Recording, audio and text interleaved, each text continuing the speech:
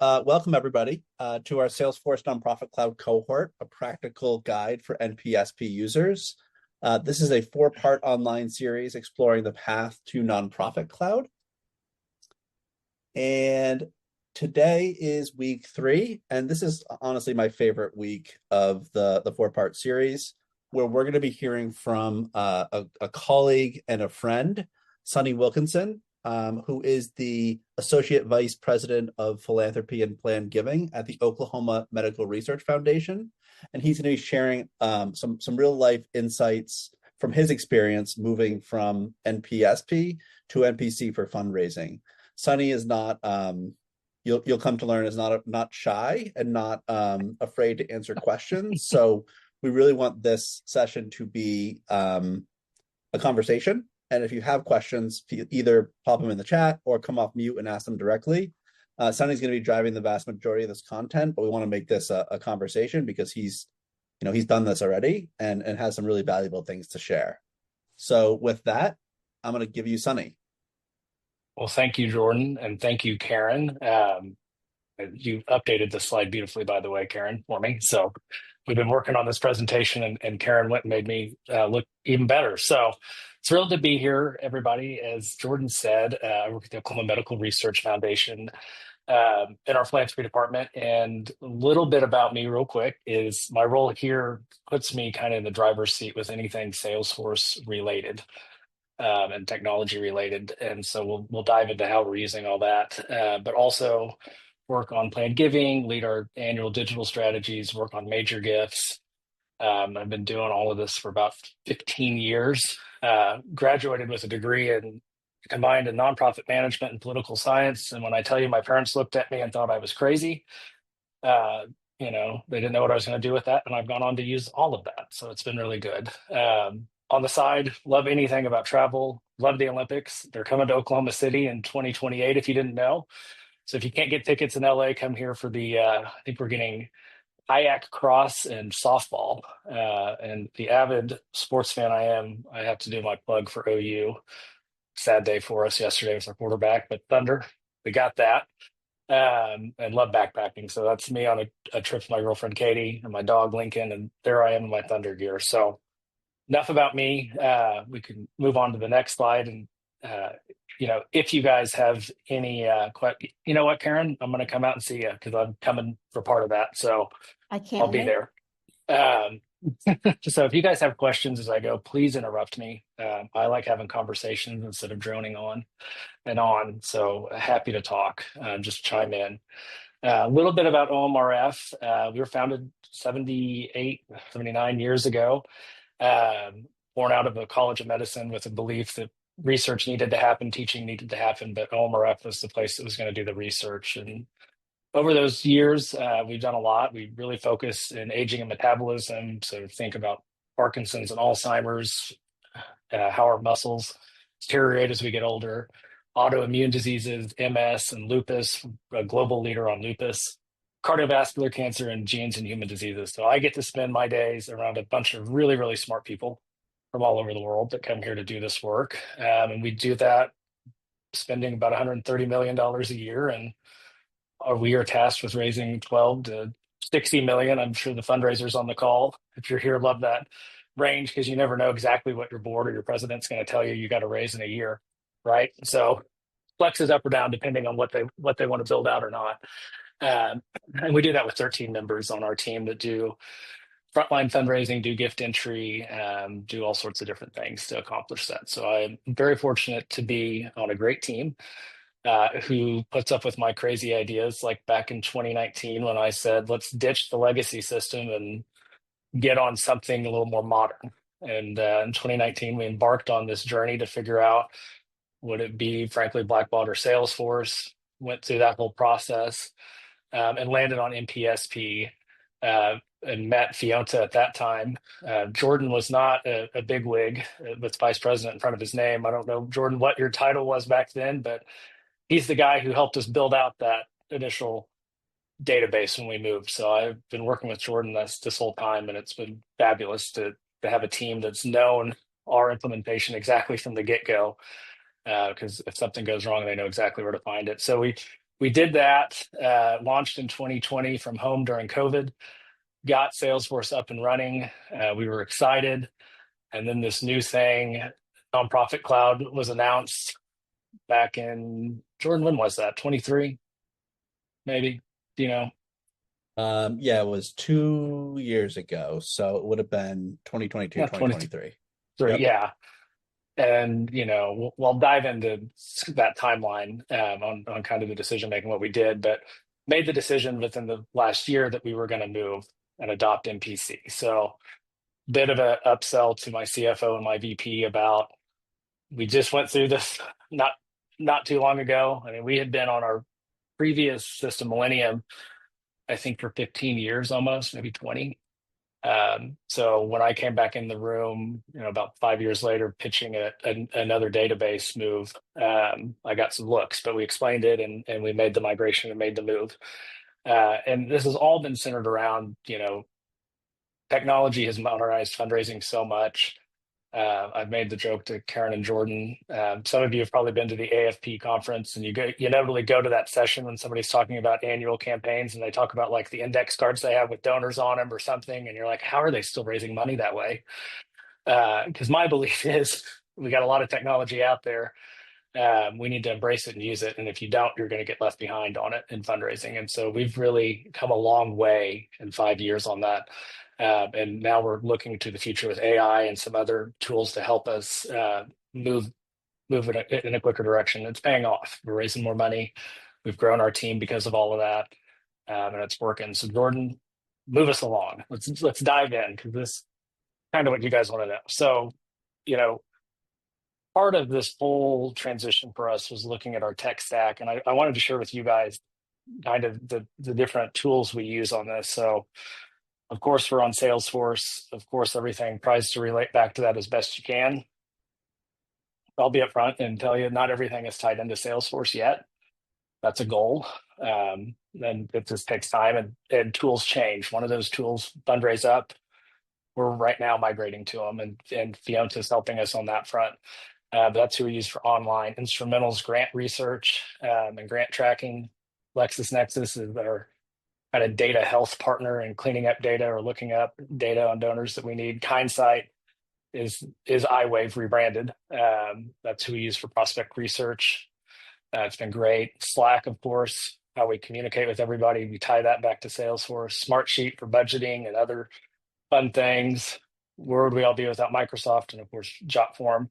And the other thing I put on there, not technology you buy, but something you have to have with all of that, is a partner and somebody to work with. And Fíonta helps us make all of this happen and come back together, and everything from implementing it and from the get-go of Sunny's crazy idea, can we do this? And Jordan sometimes says yes, sometimes says no, and then comes back with a yes.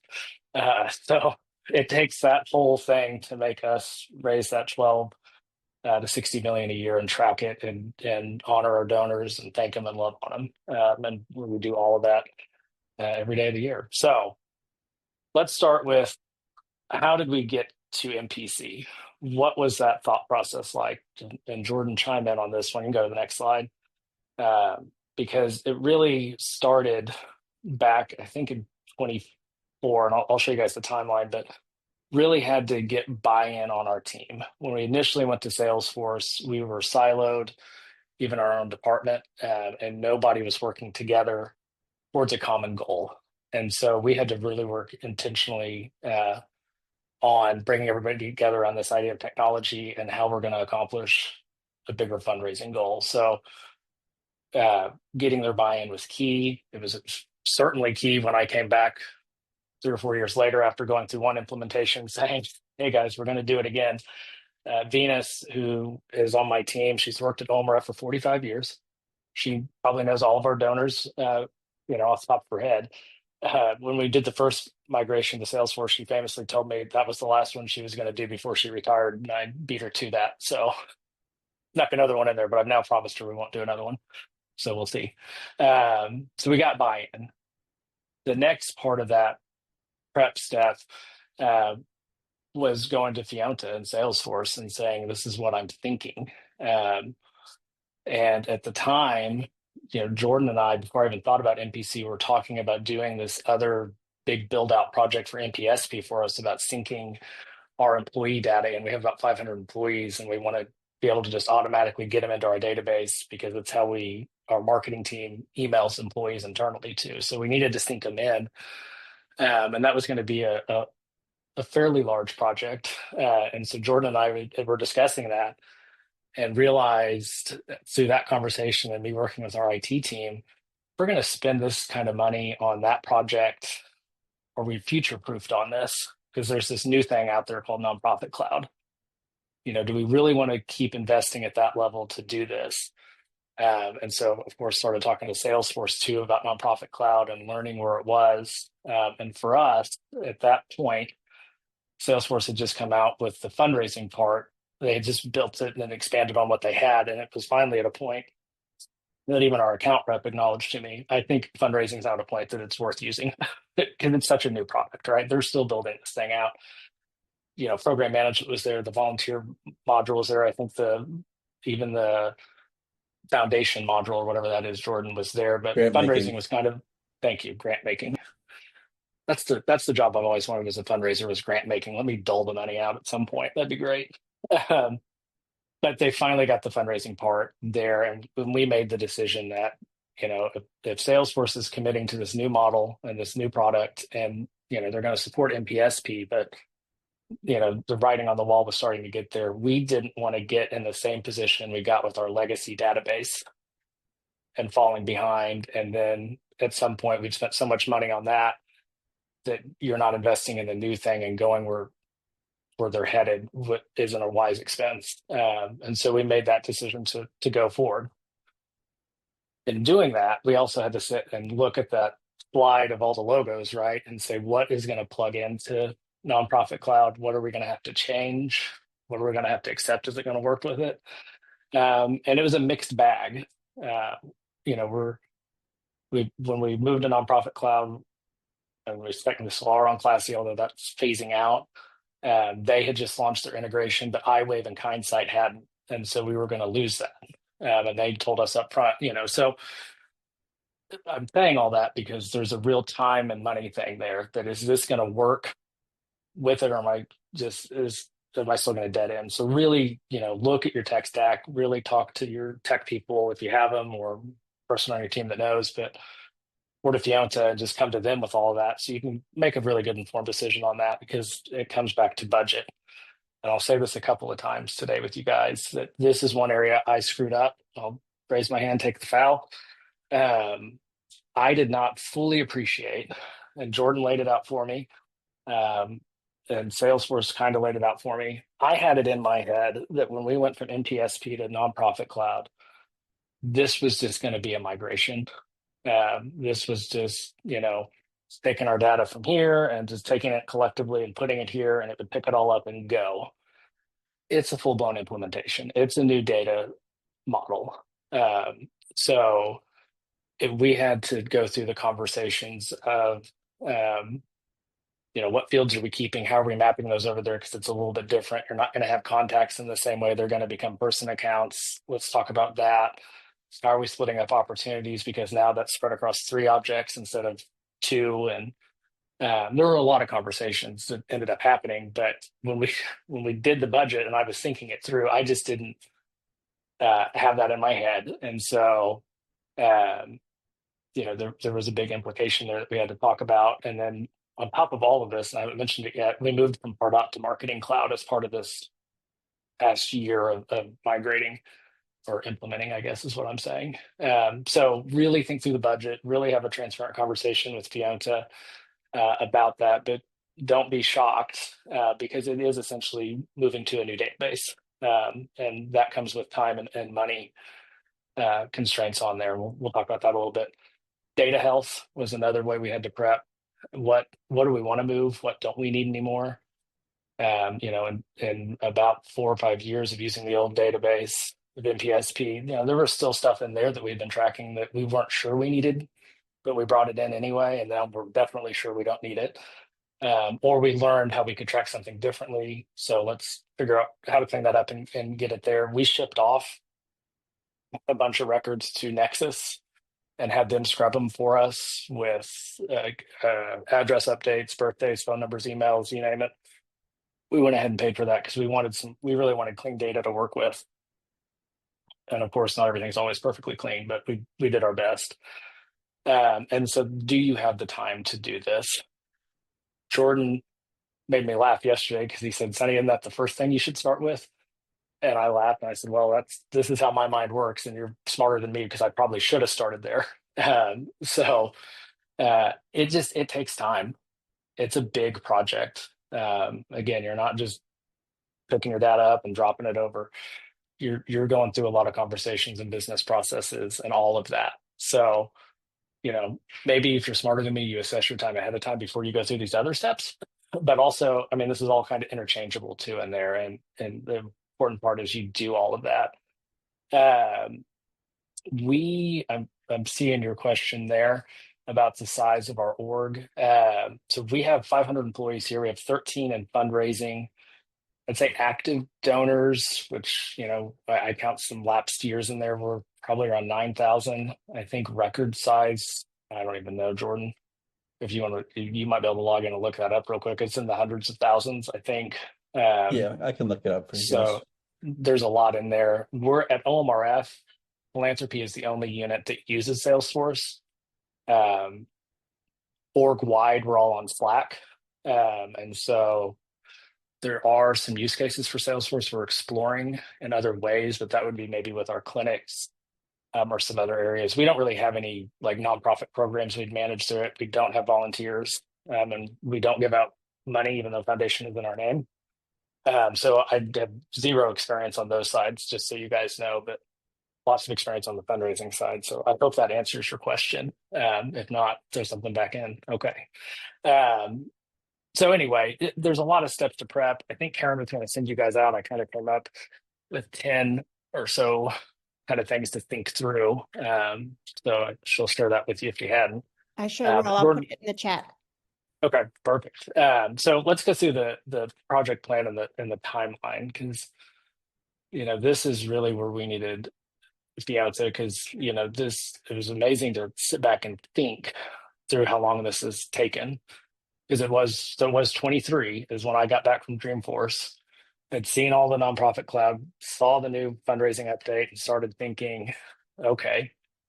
I think that was also Jordan when I was on the last time I got to go out and sit with their product team and go through that kind of early preview and had some access. And I'll pause there real quick. One of the key things of this has been my relationship with Salesforce too that I built, not only with just Fíonta, but with them. Our account manager or executive, I don't know what they are, AEs. We've had a couple, but I've always been very intentional in getting to know them and letting them get to know us because they're great to work with. I mean, of course, they want to sell you a product and tell you how great and wonderful it is. That's their job, but they do really want to invest and see how you're using it, make sure you're resourced well and not over-resourced maybe and doing the wrong thing with them. But through the relationships that I've built with them, I've had some really good experiences getting to know the whole product team on Nonprofit Cloud and getting to interact with them on a level as a customer and see and understand the product. And that's been super helpful and beneficial. So, be intentional with Fíonta, but also be equally intentional with Salesforce is a big key, I think, to success here. So got to know MPC, came back. We were talking about this big sync and with ADP, do we want to move this over or not into NPSP? And kind of realized that money was not going to be well spent because why go spend that when there's this shiny new product and with all these great new tools that you're going to be migrated to eventually anyway, right? Because that's kind of where, to me, the writing is on the wall with NPSP. They'll support it, but they're not innovating on it any longer, is my understanding. So it's polished product. It worked for us, but I was just an advocate that we should move and explain that to our CFO and my VP, and they bought in and they understood that because they didn't want to get behind the eight ball again on some old technology that we just get stuck on, and then it becomes way more expensive to move than just go ahead and doing it now. So we did. So we spent winter, spring 24 budgeting, timelining, got to the summer, we kicked it off. Uh, One of the important things through this whole process was Jordan was sitting with you and talking about our timeline and saying, now that I'm smart and understand this is going to be an implementation and take more than putting a CD in a drive and installing something. Um, we had to look at our fundraising calendar, and I remember talking to Fíonta and saying, "Okay, well, if we're going to kick it off this summer, can we get this thing done by October and launched? Because I don't want to do that to our team. Have a new product out there during our busiest time of year is end of year. That's our biggest campaign." And so we talked about that, and there was no way that was going to happen. And so one of the reasons early on, to brag on Fíonta a little bit, and some of you I've met with and talked to and shared the story, is they have always been willing to work and understand our pace. That it's not a cookie cutter approach, that we need to be intentional about how we're going to do these build outs. We need to talk to them. We need to look at business processes and have all those conversations. And so when Jordan and I did that, they agreed and said, we can get through discovery and do all this stuff before we move your data, and but we'll hit pause at the end of the year for you guys. We'll still meet a little bit in there and have some conversations, but we won't touch your data or anything and force that through while you guys are super busy adding all this stuff. And so we hit pause essentially in the middle of this implementation, which is kind of crazy, I think, if you just hear it on its face, but it's how we had to work. And so we did. And then we resumed back in January with moving data and testing and building out the final piece. And we went live in April, which has been great. I'll share with you guys kind of some of the gains we've had with it. And then on the heel of that, we, wanted to implement Marketing Cloud. And so we just went live on that a couple of weeks ago.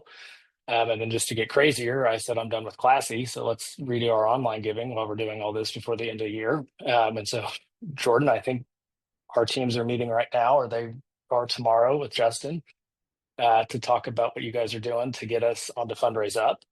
And then I will repeat this whole cycle starting in a couple of months with Jordan and our team at Fíonta to talk about where I want to go with phase 2, because of budget constraints and time constraints to get on NPC. There's still some stuff we want to build out. And I think, Jordan, we've talked about this, that, part of adopting technology and having it as a tool is you have to embrace the fact that it's just continual. You're going to be on a cycle, and you need to stay on top of it and invest in it and maximize it. And that's how you get your return. So I know, and he knows that we're going to talk here soon and list out kind of some phase 2 ideas, some of which we discovered when we were building out. There's a workbook somewhere you guys have, Jordan, I hope, to track those things. I can go dig it up. But that's the advantage of having a partner and somebody you work with on this stuff, is they know where we left off. They knew some projects that they saw that they think would be beneficial as we went through this initial implementation. And we'll go through those and we'll get somewhere on them. So Jordan, do you have anything to add to the project plan and process we went through on this? Yeah, I think you touched on a lot of wonderful things here, but the big piece for me is that you're changing how your data is represented in the new system is part of it. And what that means is that you're going to have additional testing, business process, end-to-end testing that's going to be required. So we can run fast, and we do run fast to meet timelines and deadlines. But as part of our process, we're really going to work. Yep, just pause there real quick, just to point out, you're doing that with Fundraise Up. Guys, I literally was interviewing companies, and we decided on Fundraise Up. I texted Jordan on a Friday afternoon and said, "Hey, bud, you got 15 minutes? I need to ask you a question." He hopped on a call, said, "What's up?" We talked about Fundraise Up, and he said, "If you're going to do this, I need to start looking at time for my team, and we'll start putting it together." And he did, and they're working on it now. That was 2 weeks ago, 3 weeks ago. I can't remember. But that, to your point, you guys can be fast too and responsive about it. Thanks. And we're going. So go ahead. Sorry, I just wanted to point that out. Yeah, no worries. So part of the planning, going back to Sonny's last slide, is that we're going to move your data, we're going to train and configure the system. But what's going to be really important is making sure that your staff has dedicated time to do end-to-end business testing in the new system. You're going to test throughout our engagement as we're building configuring, demoing, you'll be testing, but making sure that you have ample time, to Sunny's point about the end of year fundraising break, to actually go in and make sure that the processes that you had or changed in the new system are going to work seamlessly. It is a key part of the planning process, but also our delivery process. And then the other piece that I wanted to add, Sunny, which I think is just true value out of this platform, is that in the time it took for us to implement Nonprofit Cloud for OMRF, Salesforce on their side, we talked about this in some of the earlier sessions, they're developing new functionality and features and rolling them out 3 times a year. So when Sunny and I are doing our planning for the year, we at Fíonta and Sunny, because of his relationship with Salesforce, has a pretty good understanding of the roadmap of things to come. So we make those trade-offs and say, we could build this custom now to meet your requirements as part of this phase, or we say, let's put this in the backlog. We'll look at Salesforce's development backlog and determine if they're going to be able to roll something out in the time it takes for us to get you live, or we'll build it custom in a phase 2. But it's the fact that Salesforce is innovating on these features for fundraising programs, grants, and volunteers that's exciting, in the sense that they may be shipping features that meet your requirements today, but they're also going to be shipping new features and functionality. And Sunny will talk about that a little bit in terms of what they're looking at next that you may not even have thought of. And that's, I think, the value of NPC versus nonprofit success pack, is that there's a dedicated team talking to customers like Sunny, talking to partners like Fíonta, to identify what are those big ticket items that they're going to ship as part of their development process, and how we can sequence that within our engagement is, I think, is an exciting part of this process. 100%. I'll share 2 stories on that, Jordan, if I can, real quick. One was literally yesterday, as we were talking about this call and getting ready for it. Jordan and I were talking about the innovation with Salesforce. I said, there's this new feature that I know is part of Nonprofit Cloud. I can't figure it out. It's around campaigns and segmentation. And I said, I can never remember the name. I'll look it up. And so I looked it up, sent him a screenshot, and he wrote back, goes, oh yeah, that looks cool. It looks like Data Cloud. We can work on that. I mean, it is so new that there are these features that they have that are wonderful, but part of Salesforce's, I don't know, ongoing frustration, if I had one with them, it's how they communicate downward about what the innovation is in the technology to your AE, or to their support, or to their partners, or to their customers. And so, they build wonderful things. They've got to do a better job of telling everybody about them and how to implement them and use them. To Jordan's credit, I sent that. He knows now what it is. We're going to talk about it. I'm excited about it. It's going to be a great feature. And so that's a win. The other story I'll share, back to kind of relationships, as we went through the implementation and we moved our data over, we were testing. And Jordan, thanks for calling that out, because I do think that's something you guys do better than anybody I've worked with on this stuff. Is you really do want us to put it through the ringer and test it before you're even ready for us to sign off on it. It's not like an encouragement thing. They won't let us sign off on it until we do so much testing and spend time with them talking about it, which I think is great, because you want to deliver a good product, not just say you did something. So as we were going through that, accounting subledgers, some of you might know, is a feature that's now built into Nonprofit Cloud. With NPSP, I think you have to still buy it separately and implement it. So it's included. And that was one of the features we really liked. We thought that would clean up some of our reporting with accounting and do some good stuff. And so as we built it out, it was churning through an incredible amount of data every night. And we couldn't figure it out. I mean, it was using all of our credits. The Fíonta team was baffled by it and saying, yeah, you guys are complicated, but you're not that complicated. Like, this shouldn't be doing that.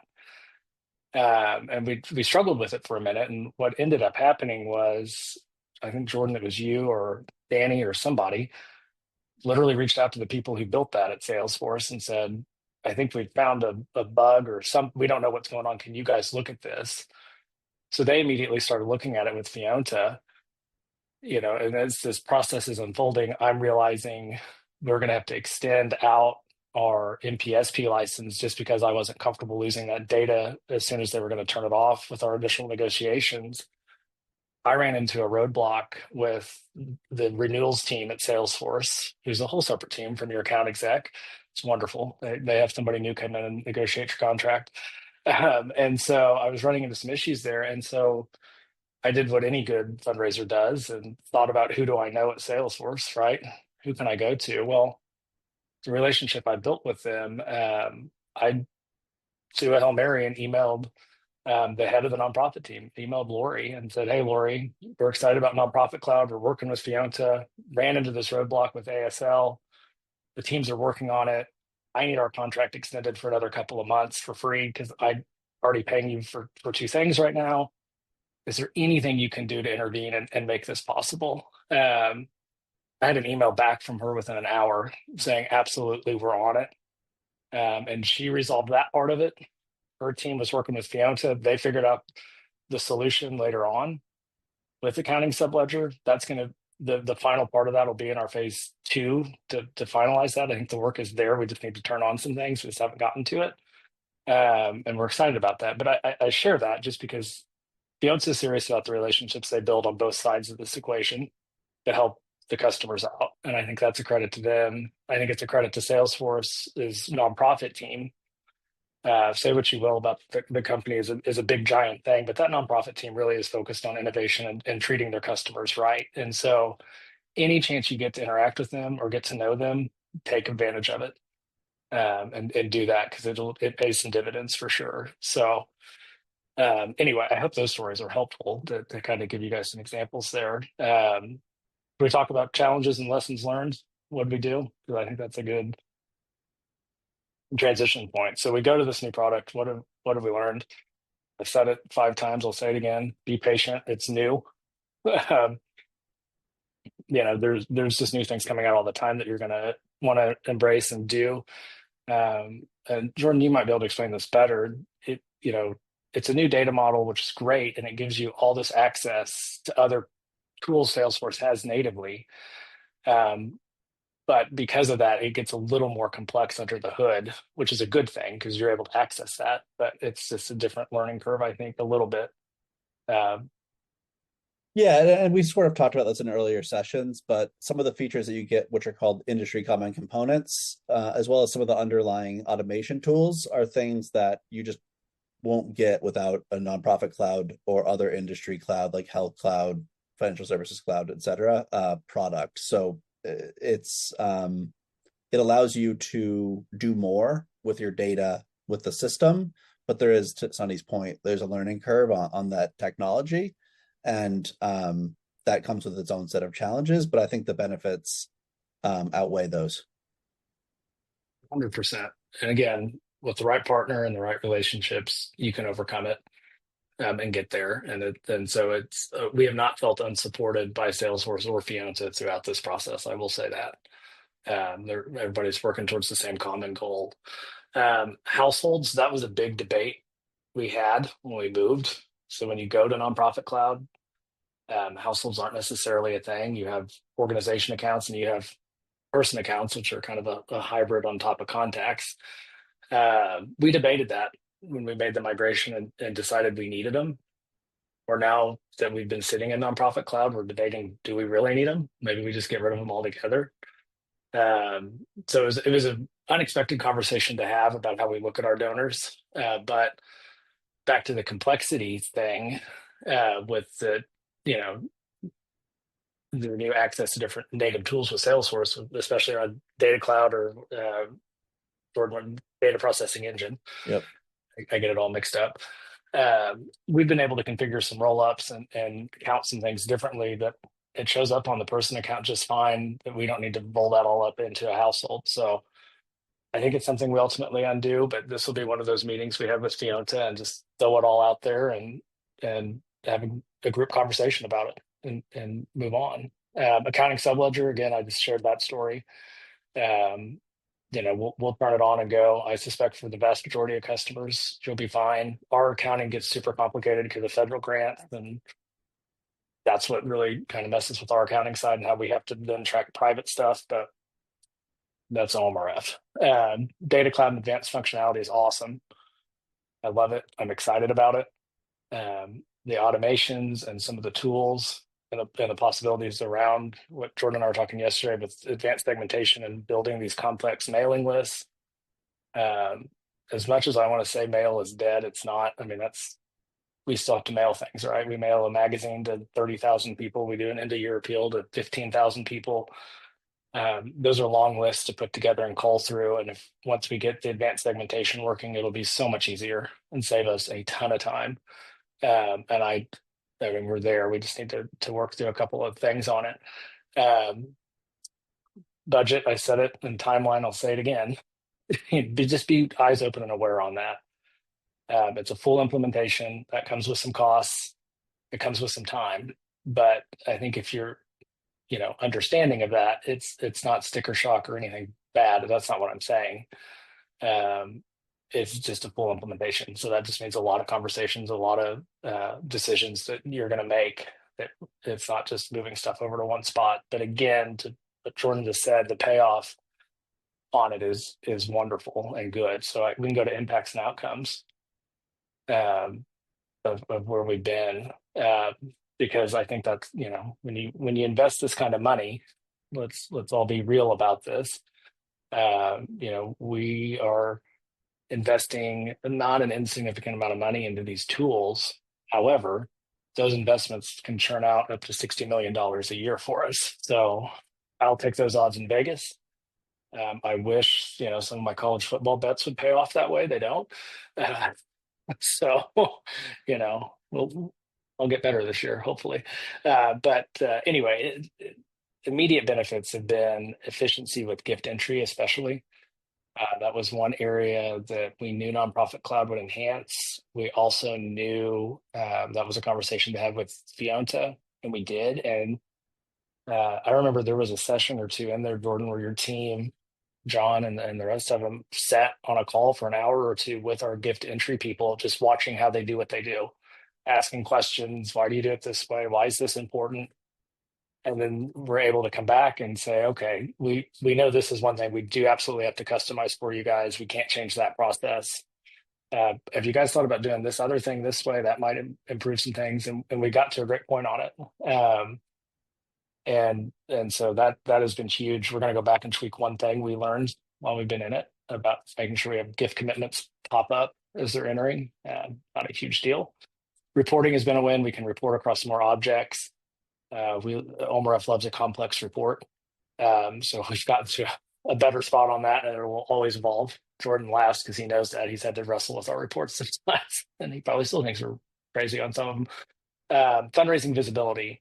And I didn't share a screenshot, but just we were intentional about cleaning up our pages, and I can share a screen here in a little bit if anybody wants to see kind of how we have stuff laid out in there. I'm happy to do that. But just surfacing the quick information, not just name, address, phone number, but really, recent gifts. We really like to love on our donors. And if you give for 5 consecutive years, plus you become a loyal donor. So we're able to see that kind of data, RFM, and scoring stuff around, propensity to give and all of that. Tags have been really great. I know it's a super simple feature, but I mean, we're tagging donors from what publications they want to receive, what school they went to, are they an OU, OSU, or Thunder fan, and all that's just right there. So when I'm having a conversation with a donor, it's easier to bring all that up. And so I think that has helped us engage with major gifts a lot better. Donor journeys, we're implementing some new journeys starting next year especially around new donors. So, is it going to be an online interaction or an offline? We're going to mail them stuff. It's the first decision point. But after that, it's emails from our president and other researchers and bringing those tags back in and saying, hey, they really like cancer research. So this email is going to highlight cancer research, and we'll tell them about that. And then we'll split them off into a recurring gift journey or put a little more white glove on it and treat them like a major gift donor and get to know them a little differently. So lots of possibilities around that with Marketing Cloud and how we're bringing in the data with that and combining it back in with NPC. Let's see, talked about tags, customized news, just mentioned that online advertising. We're getting a little more sophisticated with marketing. And so this fall, we're going to launch a lot of advertising, but part of that will be kind of tracking people across the internet. That's 2025. This is what we do now. So but we're excited about that because that should raise some more money this fall. Long term, that segmentation and really making. Sorry, if I Yes. could interrupt before we move into long term. We Oh have a yeah, question. Yeah, we have a question sorry. asking for some more specificity about reporting improvements between NPSP and NPC. For us, there was more opportunity around bringing it in different objects. I think that was always an issue with how we were. Well, it's not necessarily about bringing more objects. But I think what I mean by that is when they split up opportunities and payments, Jordan, you need to get technical here, just interrupt me because you understand all this far deeper. But in NPSP, we have an opportunity with the payment record attached to it, right? Well, the opportunity, was a struggle in NPSP for us from an auditing standpoint, because on the sales process side of it, as a gift officer, we want to interact with that record all the time until we closed, won it, or lost it, right? And sometimes, if you're a really great fundraiser like me and don't get your records updated quickly enough, that record would lock after the payment came in. So I couldn't go back in and edit certain fields on it or attach things because we were having to lock all that down. And so now in NPSP, the opportunity record is just a sales record. There's nothing financial attached to it, and how we're using, which I think is standard functionality. So gift officers, that we use that, and auditors don't care. If there's a pledge involved, it now goes into a gift commitment, which is a new object where we can track that, and we can track the payments associated, which are called gift transactions. We can have third-party payments. So before, we have sponsors that like to buy a sponsorship and split the payment up 3 different ways. They might pay for it out of their LLC and then out of their DAF or something. That was an issue for us because that opportunity would relate to an account and that payment would relate to an account. Now we can attach multiple payments to multiple commitment or to a commitment, if that makes sense. We call them third-party payments. I don't know what the exact term is there, Jordan, but that has really helped us tremendously on the tracking side of things, being able to have those split up. So really, you have the opportunity, which auditors don't care about. We have on the other end of that, the transaction, which is the accounting side of it and the money side of it, that essentially gets locked down as soon as that gift comes in, which is fine. And then we have that commitment, which can stay open and we can attach records, and it's a little more pliable for doing stuff throughout that pledge as we need to. Jordan, do you want to add anything to that? I think you did a really nice job because it's complicated, but I think you summarized it really well. And I think, as a layperson listening to Sunny, you may say, wow, that's way too complicated. But I think if you look at what you had to do in NPSP, sort of jamming everything into specific records, just because that's what you got, you were sort of forced to pigeonhole your process into that. Whereas the new model, I think, aligns more with general fundraising best practices versus strictly sales. Yes. And then the other piece is with more data, you can report more. So, as Sunny mentioned, as a closed won opportunity, if you're still editing that, your dates are going to be relatively static. Your close date's going to remain the same. You have to report off of last modified date or created date, but having these other records with other dates, with other amounts, et cetera, allows you to get more nuanced in what you can report on out of the box. And then leveraging tools like the data processing engine that we've talked about before and Sunny mentioned, where we can say, I want to know about gift commitments that were in this period that had a payment or didn't have a payment. You're able to sort of automate those. You're able to take the data points and automate the aggregation and sort of data decisions to then have more informed analytics on your day-to-day process throughout, from opportunity all the way to dollars entering the door. So it's complicated, but the system is able to take that and spit out actionable information about that data. Yes. So that is as nerdy as all that tech jargon that Jordan and I just spewed out it really has made a difference on how we're tracking gifts, how we're entering gifts, and our day-to-day activities. That alone has probably been the biggest change.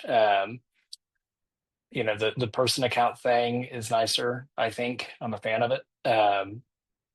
Because different fundraising methodologies will look at this a little bit differently, but I like having the one-to-one relationship between spouses and not the household, because typically we're interacting with the decision maker, and that's going to be one person in that house that truly cares about OMRF. It's, to me, more rare to find the couple that does. And major gifts you kind of do, but down lower, I don't think you do. And so just having just straight accounts across the board has been good. And again, from a gift entry standpoint, we were just able to really get a good flow and a difference in how we're creating all that.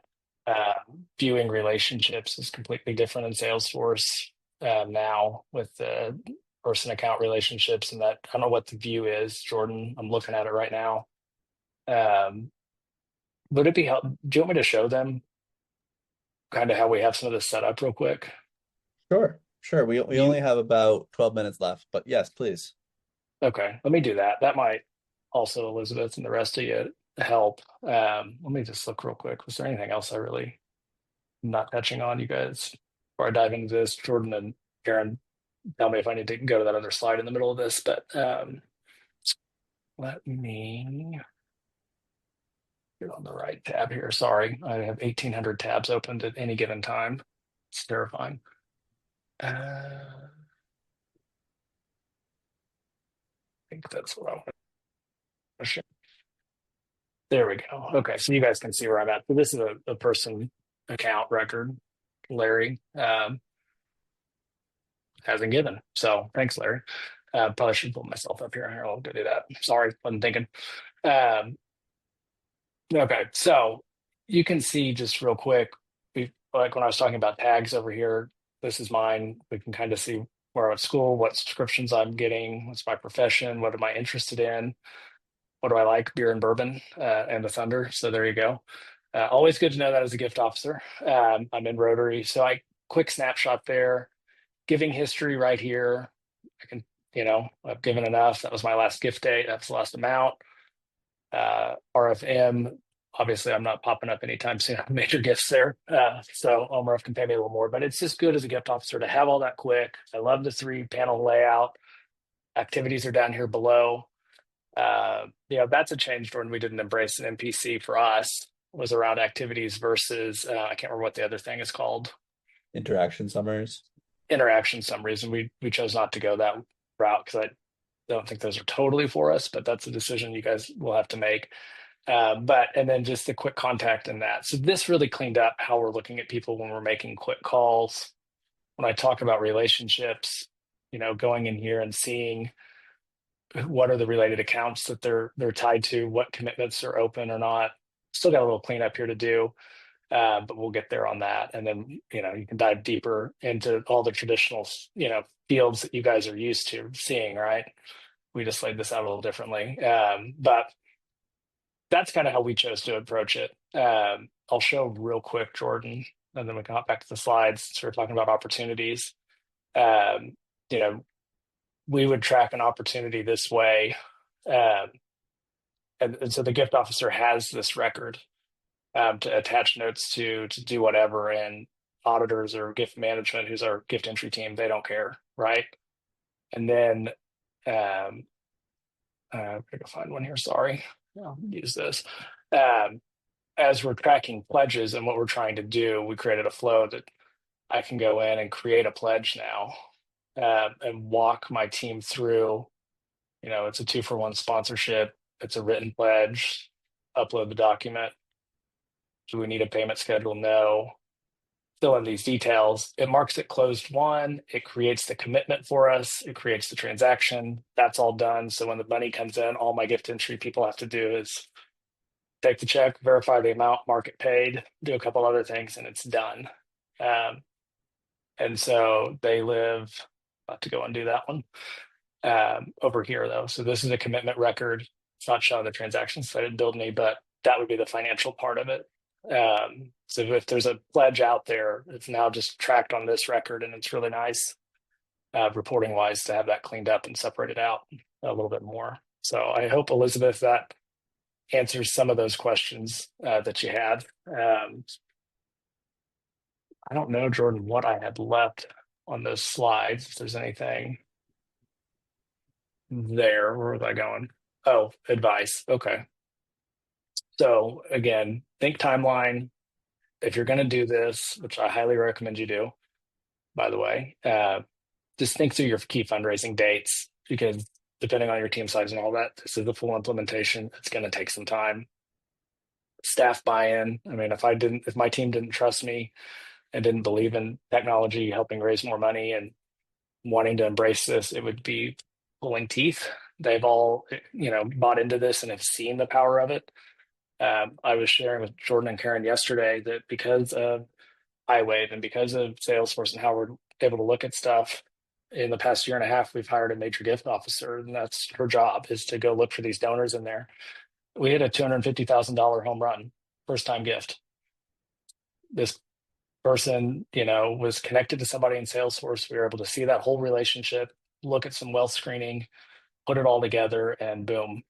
And there's more there. We just got to get them to Oklahoma now. That's a pretty incredible win. That's a big one. But it really has made a difference in how we're looking at that stuff. And again, build a relationship with Fíonta, build one with Salesforce. It's a new product. You're going to need those relationships. And they want you to be successful. I had somebody recently ask, and I'll say this, Jordan, and we can take some questions if we have some time. Did I view Fíonta as a partner or a vendor? And I said it was the biggest softball question I've ever gotten, because I think Fíonta is so invested in what we do. They want to see us successful. They want to help us build these things out and do more. Their goal is not to move us to the next project. It's to make sure we're using it the right way for us. So they're not trying to upsell us on anything. They're really trying to understand how we work and make it better. And we've done that for now 6 years, Jordan, I think, when we first met. Yeah. And, I think you guys have partnered with us. You believe in our mission. You believe what we're trying to do. And you want to help us do that. And so I very much view you guys as an extension of our fundraising team, that you help empower us. So it's been a big shift for us. It's been a lot of work. Well, I won't shy away from that. But it's really, really paid off and been worth it for us. So Jordan or anybody else, if you guys have questions, fire away. I'm here for 5 minutes. Sorry, I Thank feel like you, that was a lot of Sonny. talking. I hope that was useful to you guys. Thank you very much, Sonny, for bringing your expertise and your experience. I found it extremely valuable, and obviously partnering with you guys has been one of the highlights of my time here. So thank you. What questions? What question do folks have for Sonny, if any?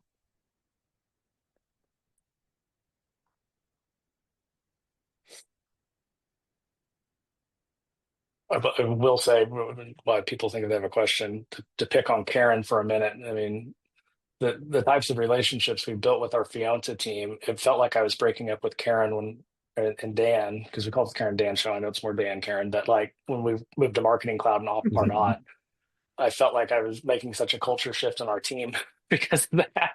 But you guys supported it and understood why we needed to do that. So those are the relationships we built with you guys, so that they feel like coworkers and they're part of what we do. Yes, relationships are everything here. Mm-hmm. I agree. So, well, I suppose if we have no more questions, I will thank everyone for their attendance again and their engagement.